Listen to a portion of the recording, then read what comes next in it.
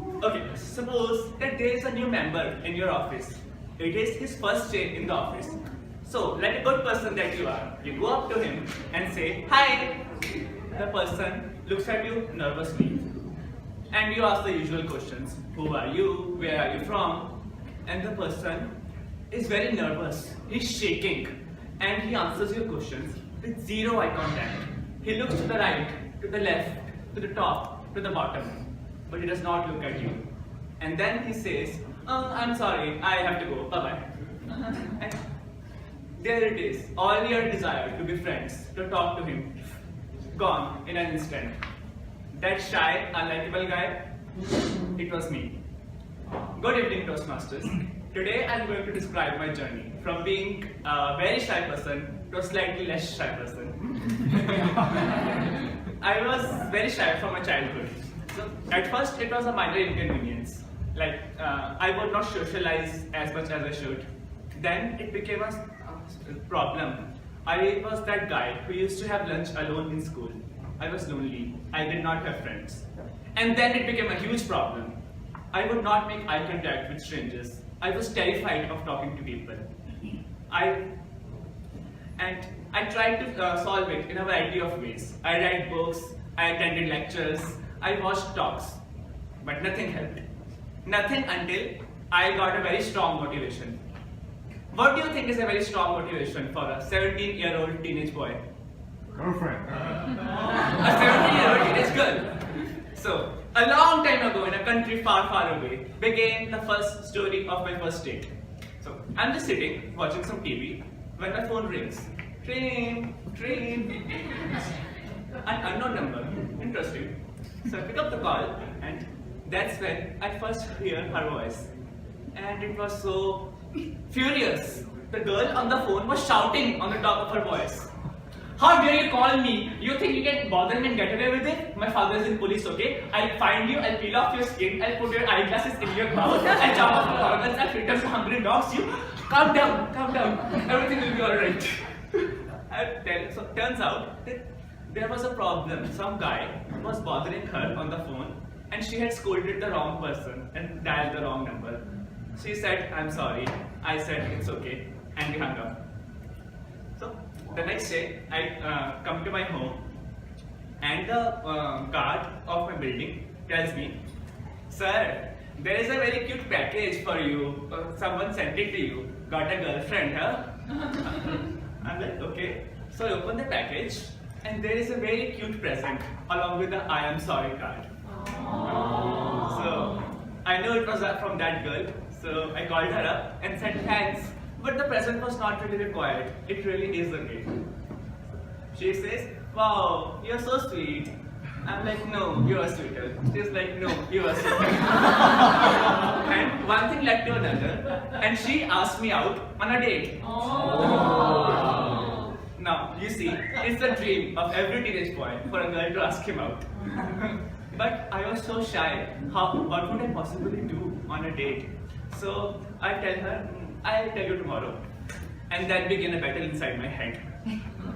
Anxiousness versus a date. So what do I do? So I did what I usually do in these cases. Should I go on the date? Should I not?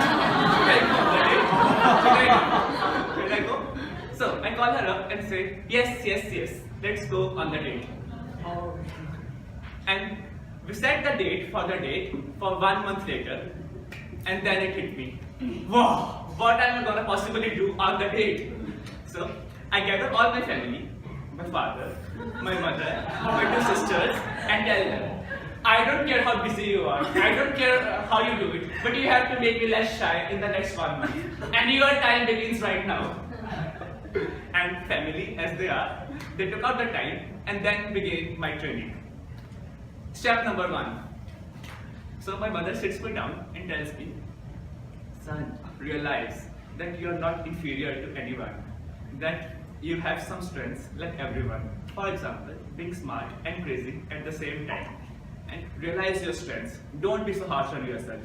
Think of everyone as equals." I'm like, "Thanks for the philosophy lecture, Mom. Please can we move on?" So my mom is like, "Sit down." And then she sits me down for the next 3 hours and explains to me why it is important to realize that I am not inferior. So, step number 2, put yourself in anxious situations. So, this was going to be difficult. Me and my friends, we were working on a project and we had to give a presentation. So, I tell everyone, listen, everyone, this time I am going to give the presentation. And everyone is like, how can you, the shyest guy in class, give a presentation? And I'm like, don't worry, I'll manage. So, on the day of the presentation, I go up to the podium and look at everyone. And everyone is looking back at me. I'm like, okay. Oh my god, I cannot do this. I was about to run when I suddenly think of my happy place. I calm myself down. And then I think, I have done this project. I know everything about it. I can do it. And then I went through the material point by point and it was a success. And it gave me so much confidence. Step number 3, meet new people. So I started trying to talk to strangers. I said hi to the cashier at the grocery shop. I started hanging out with my friends more often. And I even joined a volunteering club. It was the toughest month of my life. I have never been stressed more or after, before or after, more than that. But, I had that motivation to meet that girl, that girl. And like it is said, if you really desire something strongly, the whole universe conspires to give it to you. And just like that, all the people I met were so helpful and considerate. And with their help and my own, I managed to be a bit less shy. And then came the D-Day. I thought I was prepared, but nothing could have prepared me for the day. So, I go to the date and then I see her. I was so nervous. But once I saw her, it all vanished. We somehow just connected. We talked a lot about books, our favorite movies, about everything. And somehow, I was less anxious than I thought I would be. And by the end, I was happy. Not only because she was a great girl, but because I had outdone my expectations. But all I could think about was, did she like me? And so, my flower again. She liked me, she liked me not. She liked me, she liked me not. And turns out, she did. She did like me. And the rest, as they say, is a story for another day.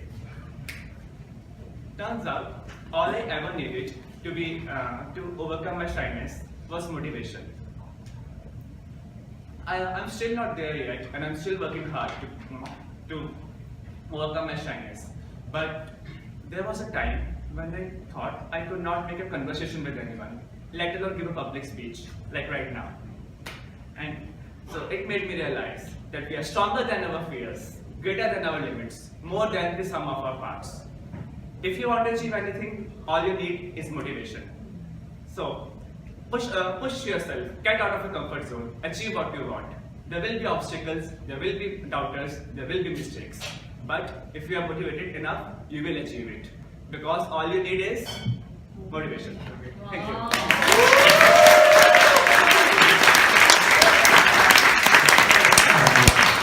Thank you, Kunal. It was such a wonderful